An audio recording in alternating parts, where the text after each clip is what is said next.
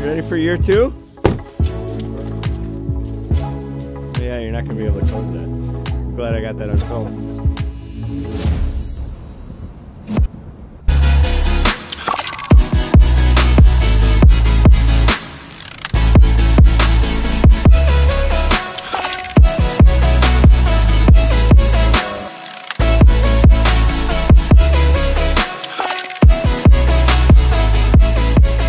Well, no boys weekend starts without bacon. Yo, Brian Davis races, and you can too. On our way up to a boys weekend / race bike. Gonna have a lot of fun. Kyle and John, second race ever, as I mentioned before. Super excited. These guys decided to do this 2 years back to back, and we had a fun trip. So after our meet stop, we had a slippery ride up north, about 3 hours away from our spot. Went to the same restaurant we went to last time. Just an awesome place called Bitters and Bowl. And highly suggest it. Check it out if you're in the area. Minocqua Waters is where that's located. Had some beers the night before, tried to get some rest, and then woke up the next day. Gorgeous day, sun was out, temperature was warmed up, but there was one problem. I felt absolutely horrible, so stuffed up, snot just rolling out of my nose. I was so sick, but you know what? That's what happens. Sometimes you just have to deal with it. We're going to race anyway. So the conditions for the race were going to be rough. They were pretty clear on that on the Facebook. They got a lot of snow in this area, and they just can't keep up. But regardless of what happens, we're going to go out there and have some fun. Even if we just roll around in the parking lot for an hour, we're headed that direction. And luckily, they did not disappoint. They were able to put together a really fun event despite the conditions because they had good planning and a good spirit. So it's time to go race bikes.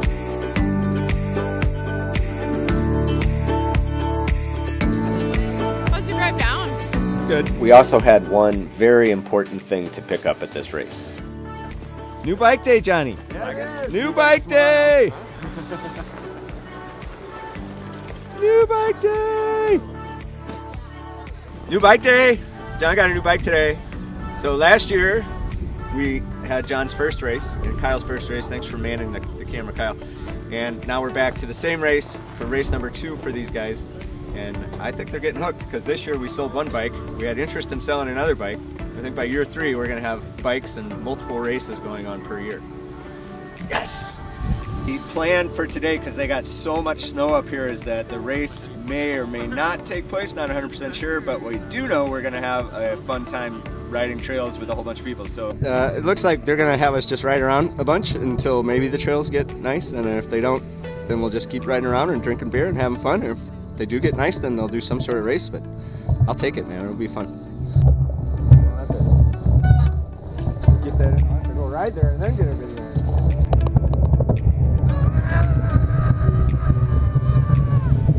What'd you think about the snow? It's deep. A lot of it. There's a lot of snow. Yeah. It's floofy. Yeah. Floofy. Floofy. I love it. 3, 2, 1, go! All right, taking off on my first fat bike race of 2019, and it was actually the first time I was on my fat bike all season, so there was a little bit of handling to get used to. So prior to the race, or quote-unquote race, we were just doing laps out there, so we were actually didn't know that they were going to start the race. Well, we did know, but we didn't get back on time, so I had to hustle to get back to the start of the race. And so anyway, I had enough time. It wasn't a big deal. So this is the whole shot. I let this gentleman, Isaac, get in front of me in the whole shot, as I thought that was fine at that stage. And in reality, that was a terrible decision because once someone passes you on this course, it is extremely difficult to pass. There's really nowhere to do it on the entire course. But no big deal. I thought I'd let one rider go by, and then I don't have to have the stress of trying to be the lead fish. Well, and then I left him a little gap in case he fell over on this first technical turn, then I could get by him. But, oh no, it was me that fell over on the first technical turn. How sad. So then you can see like 4 or 5 people pass me, or 4, whatever the number is, and I had no idea when I was laying there. I didn't know how many people went by me. I just knew that was a bad way to start a race. So, you know, not a lot of competition in the, I mean, I shouldn't say that there was competition, but not a lot of stress about this race. I didn't really, because it was such a strange circumstance, it wasn't a big deal to me to finish, but, you know, once you start competing, you start competing. So this was when I got my spots back, so everybody, you can see that the snow is just so soft and so deep that everyone's falling every 10 feet or slipping, or your pedals are slipping, and then our heart rates are just jacked at this point.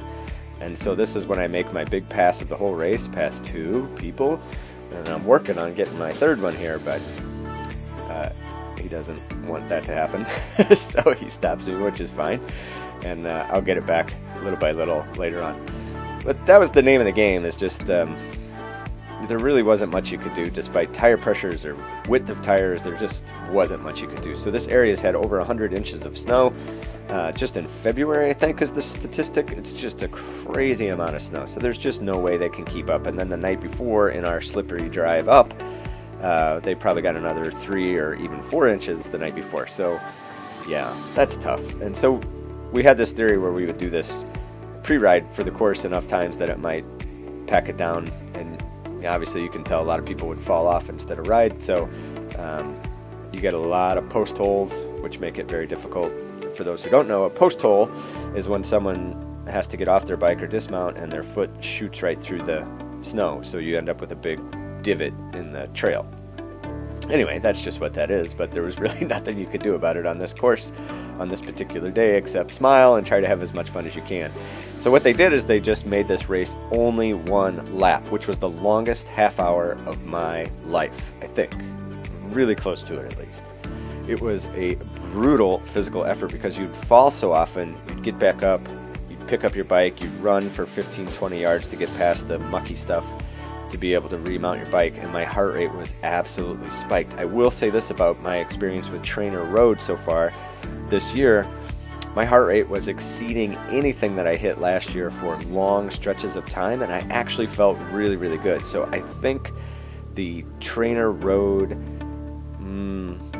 theory of really hammering that threshold or sub-threshold power is paying off. And like I've said in some previous videos, that's not anything that I've been doing for the past few years. So it feels really good to be developing this power going into the season that I care about, which is road. This was actually a really big confidence builder for me, just to see where my fitness was. And it was an awesome, fun race, just like last year. An incredible event these guys put on. You should definitely put it on your calendar. It is a tough to pass course, but it makes up for it in beauty and fun, for sure. And it's just gorgeous. Look at this place.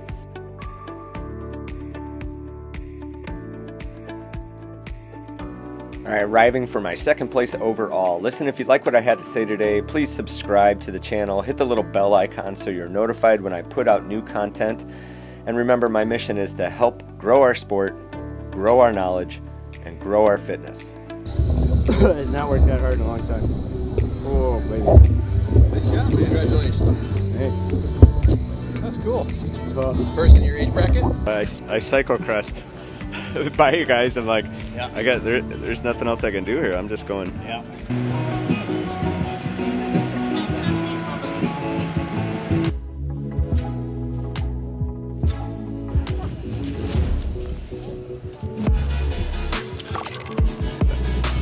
Alright, well, we'd made an executive decision that we're making an age group because the person who won the overall was 29. We decided Masters cutoff was 40.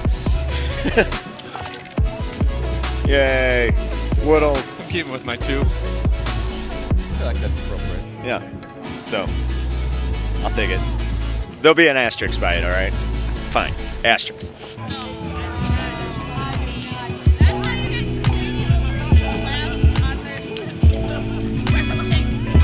Build your own throne. Oh, you even put armrest? Cup holder and armrest. Is it recording? Yeah. There you go. Yeah. Nice. Careful now. Don't get too excited. Yeah, get a little angle with my dangle. In a perfect world, how many more times would you go around to? I would say a couple times for the next 2 nights. and then it would probably set. But we need a warm day. Or you need to do it at night? Yeah. When no one rides it. Oh. So then there's no tracks on there. Okay. Yeah. So the grooming takes place at night always? Most of the time. Most of the time. Most of the time it takes place at night. Okay. Yeah. It's fun.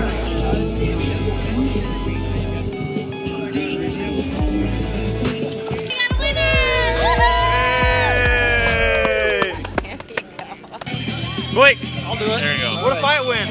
That's fine. Monday. I gotta mix them a little. Cooler. There he is. Whoa. Oh, Are you kidding me? What happens with this one? Blake won it. What?